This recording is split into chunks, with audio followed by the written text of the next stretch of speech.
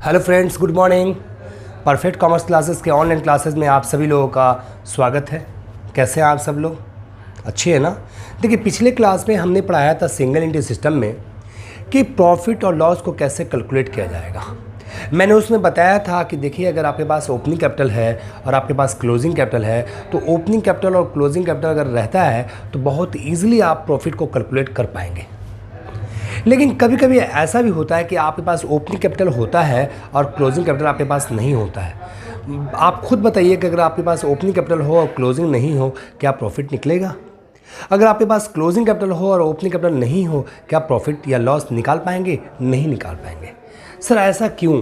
देखिए, ऐसा मैं बताने जा रहा हूँ आपको कि ऐसा यूँ, जैसे मान लीजिए एक ट्रेडर्स है, एक दुकानदार है, उसने बिज़नेस स्टार्ट किया है 10,000 रुपये के कैपिटल से, यानी उसने बिज़नेस स्टार्ट किया है 10,000 रुपये से, तो वो उसका हुआ ओपनिंग कैपिटल। जब उसने बिज़नेस के अकाउंट को बंद किया तो उसको ये नहीं पता है कि अभी हमारे पास कैश कितना है, यानी कैपिटल कितना है। तो ओपनिंग कैपिटल है और क्लोजिंग कैपिटल का पता नहीं है। तो जब पता ही नहीं है तो आप कैसे कह सकते हैं कि फर्म को प्रॉफिट हुआ, या आप कैसे कह सकते हैं कि लॉस हुआ? ना ही आप उससे प्रॉफिट बोल सकते हैं, ना ही उसको लॉस बोल सकते हैं, क्योंकि ओपनिंग और क्लोजिंग दोनों जब एक साथ रहेगा तभी आप जो है प्रॉफिट या लॉस का पता कर पाएंगे।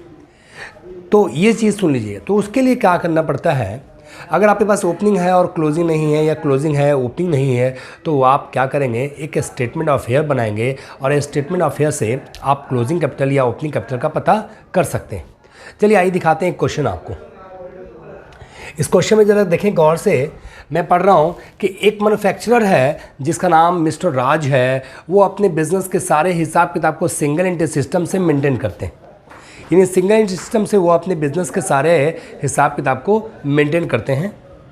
जैसे इन्वेस्टमेंट उनके पास 3,000 रुपये का है, प्लांट एंड मशीन उनके पास 2,000 रुपये का है, स्टॉक इन हैंड उनके पास 1,000 रुपये का है, सन्डी डेटर्स उनके पास 1,500 का है, कैश एट बैंक 500 है और सन्डी क्रेडिटर्स 4,000 है। एक बात और पढ़ लें, 1 अप्रैल 2019 को उनके पास कैपिटल था 3,000 रुपये का। ये हुआ उनका ओपनिंग कैपिटल, यानी बिजनेस स्टार्ट किए हैं तो उनके पास कैपिटल कितना था? 3,000 का। ड्यूरिंग द ईयर्स में उन्होंने 4,000 रुपया ड्राइंग्स किया है, यानी उनको पैसे की ज़रूरत पड़ी है पर्सनल यूज के लिए। जब किसी भी पर्सन को पर्सनल यूज के लिए पैसे की ज़रूरत पड़ती है तो फर्म से पैसा विड्रॉल करता है, उसी को बोलते हैं ड्राइंग्स। तो उसने ड्राइंग किया है 4,000 रुपया और बिज़नेस में उसने पैसा अलग से लगाया भी है 2,000 रुपया। तो ओपनिंग कैपिटल है 3,000 रुपया, ड्राइंग से 4,000 रुपया और एडिशनल कैपिटल है 2,000 रुपया। क्वेश्चन में कह रहा है कि यू आर प्रिपेयर्ड, आप प्रिपेयर्ड करें क्या? स्टेटमेंट ऑफ अफेयर्स बनाएं जिससे आप पता ये कर सकते हैं कि प्रॉफिट लॉस कितने रुपए का हुआ। यानी एक स्टेटमेंट ऑफ अफेयर बनाएं, स्टेटमेंट ऑफ अफेयर्स बनाएं और प्रॉफिट लॉस का पता करें। देखिए, मैं बता रहा हूँ आपको एक चीज़ बढ़िया से कि यहाँ पे जो डेट है वो 31 मार्च का है। तो 31 मार्च का ये इन्फॉर्मेशन है कि एसेट्स इतना है और लायबिलिटी इतना है। यानी 31 मार्च 2020 को उनके पास जो कैपिटल है वो पता नहीं है। ओपनिंग कैपिटल पता है 3,000 रुपया, लेकिन क्लोजिंग कैपिटल कितना है उन्हें पता नहीं है। इसी चीज़ को पता करने के लिए हम स्टेटमेंट ऑफ अफेयर्स बनाएंगे, जहां से ये पता चल जाएगा कि 31 मार्च 2020 को यानी क्लोजिंग कैपिटल हमारे पास कितना है। तो क्लोजिंग कैपिटल निकालने के लिए आपको बनाना पड़ेगा स्टेटमेंट ऑफ अफेयर्स। कभी कभी को ओपनिंग पूंजी नहीं देता है तो उसके लिए भी वही बनाएंगे, स्टेटमेंट ऑफ अफेयर्स। देखिए, यहाँ पे मैं आपको एक चीज़ बता दूँ, बहुत अच्छी चीज़ जो आप सभी लोगों को याद रखना चाहिए। और वो चीज़ जानते क्या है? देखिए, जान लें आप, क्योंकि जानना बहुत ज़रूरी है। जानना ये ज़रूरी है कि आपको पता होना चाहिए कि कैपिटल के बराबर जानते क्या होता है? कैपिटल बराबर एसेट्स माइनस लायबिलिटी होता है। एसेट्स माइनस लायबिलिटीज़, यानी एसेट्स में से अगर आप लायबिलिटीज़ को निकाल देते हैं, लायबिलिटीज़ को निकाल देते हैं तो क्या निकल जाएगा आपका? लायबिलिटीज़। तो पता होना चाहिए कि एसेट्स में से लायबिलिटीज निकाल देंगे तो जो डिफरेंस आएगा वो क्या आएगा? एसेट्स आएगा, कैपिटल आएगा। तो कैपिटल निकालने के लिए क्या करेंगे? एसेट्स माइनस लायबिलिटीज करेंगे। क्योंकि आपको एक फॉर्मूला ये भी पता होना चाहिए कि एसेट जितना होता है उस एसेट्स के बराबर कैपिटल प्लस लायबिलिटीज होता है,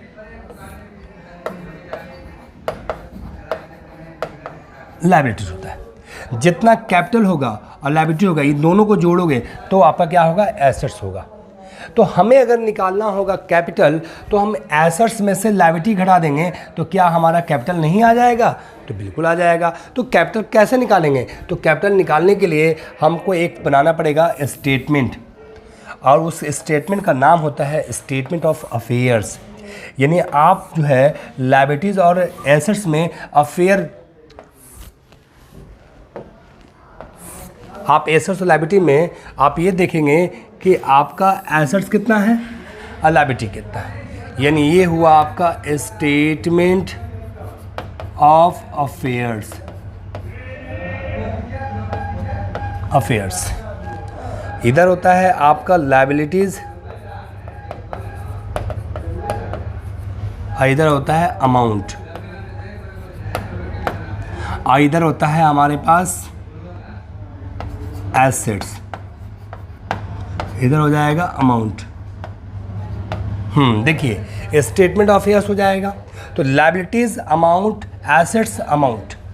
तो आपने जो चीज़ पढ़ा था, तो जितना भी एसेट्स था उसको एसेट्स में लिखेंगे, और जो लायबिलिटी था लायबिलिटी साइड में लिखेंगे।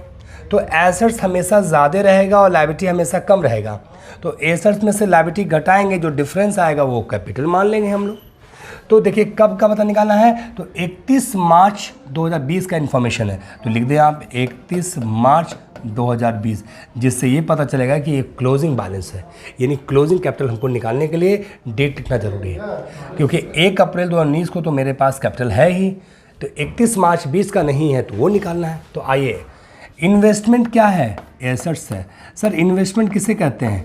जब आपके पास पैसा होता है, आप उस पैसे को बैंक में या बड़ी बड़ी कंपनियों में इन्वेस्ट कर देते हैं, तो उसी इन्वेस्टमेंट को बोलते हैं हम लोग एसेट्स। वो क्या हुआ? Investment, investment the assets.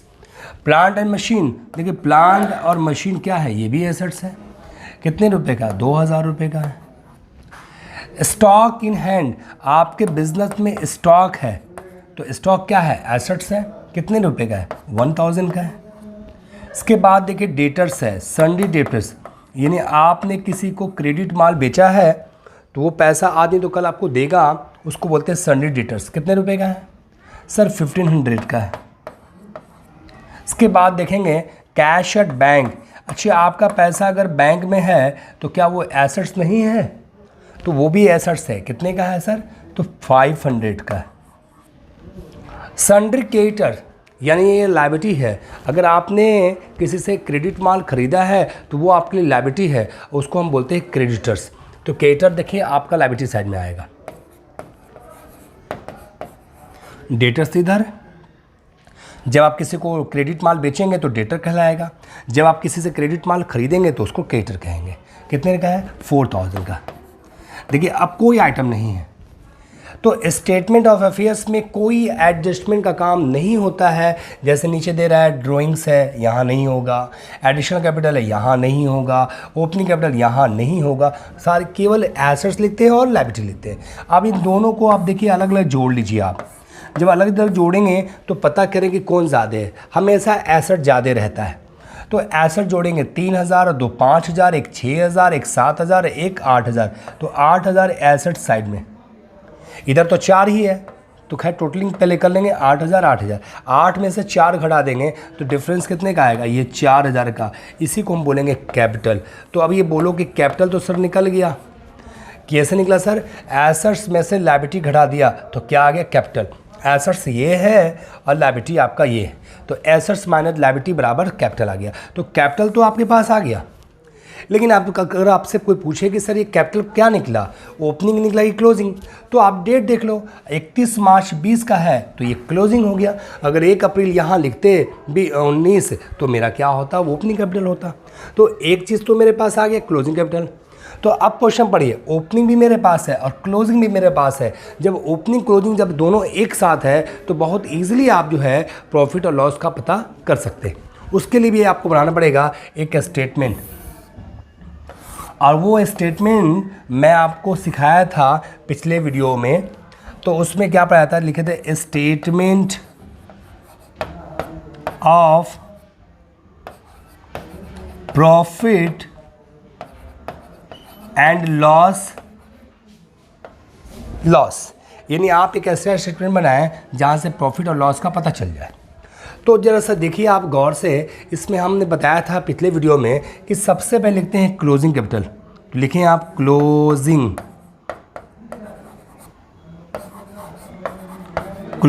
Capital. तो क्लोजिंग कैपिटल हमारे पास बताएं कितना है, तो हमने क्लोजिंग कैपिटल यहाँ निकाला है। कितना निकाला है? 4000। पहले उस 4000 को यहाँ लिखेंगे अंदर में,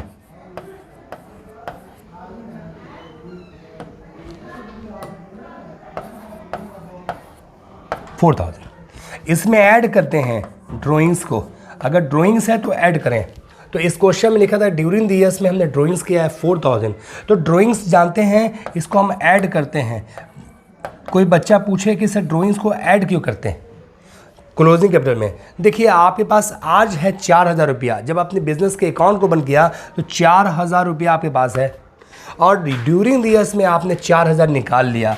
अगर बताएं आप, अगर ये नहीं निकालते तो क्लोजिंग कैपिटल बढ़ता कि नहीं बढ़ता? 4000 तो आज मेरे पास है और 4 हमने निकाल लिया है पहले। अगर वो नहीं निकालते तो दोनों पैसा अगर जोड़ लेते तो ये टोटल आपके पास क्लोजिंग कैपिटल कितना होता? 8000 रुपया। इसलिए हम लोग क्या करते हैं कि क्लोजिंग में ड्राइंग्स को जोड़ लेते हैं। इसके बाद हम लेस करेंगे। तो लेस में देखिए 2 आइटम को घटाते हैं। सबसे पहले लेस करेंगे ओपनिंग कैपिटल। ओपनिंग कैपिटल कितना आपके पास है बताइए आप? आपने बिजनेस में सबसे पहले पैसा कितना लगाया था? तो 3000 रुपया। तो 3000 ओपनिंग कैपिटल हो गया। उसके बाद कह रहा है फिर बाद में आपने अलग से पैसा लगाया। कितना लगाया? 2000 रुपया एडिशनल कैपिटल। तो एडिशनल कैपिटल क्या हुआ? अतिरिक्त पूंजी। आप उसको भी जोड़ देंगे। एडिशनल कैपिटल कितना लगाएंगे बच्चे? 2000 लगाए हैं। तो अब तो ये टोटल पैसा कितना लगाया आपने? पहले लगाया आपने 3000 रुपया, फिर बाद में लगाया आपने 2000 रुपया। तो टोटल आपने जो पैसा इन्वेस्ट किया वो 5000 रुपये इन्वेस्टमेंट किया। आप जरा सा बताएं हमको, आप खुद बता सकते हैं कि प्रॉफिट हुआ कि लॉस? क्योंकि टोटल पैसा आपने लगाया 5000 रुपया, लेकिन आज आपके पास पैसा कितना हुआ? 8000 रुपया। तो लगाए थे 5 और मिला आपको 8। तो प्रॉफिट हुआ कि लॉस? तो प्रॉफिट हुआ, क्योंकि रिजल्ट्स जब नेगेटिव आएगा तो लॉस मानेंगे और रिजल्ट आएगा पॉजिटिव तो उसको प्रॉफिट मानेंगे। तो 8 में से 5 घटाएंगे तो 3000 जो आपके पास आएगा, ये रिजल्ट्स क्या है? पॉजिटिव है। और पॉजिटिव रिजल्ट को ही हम बोलते हैं प्रॉफिट। अगर रिजल्ट नेगेटिव में आता, माइनस में आता, तो उसको हम क्या बोलते हैं? लॉस। तो ये सारी चीज़ें होती हैं, धीरे धीरे जानते हैं। आप बहुत कुछ सीखेंगे। इसके लिए आपको और भी कुछ क्वेश्चंस होंगे जो आपको हम आगे बताएंगे। इसलिए आप जो है ज़्यादा से ज़्यादा जो हो सके आप हमारे वीडियोस के सारे पार्ट को देखा करें, क्योंकि देखेंगे तो तभी आपको हमारी बात समझ में आएगी। इसलिए आप सभी को शुक्रिया। Thank you.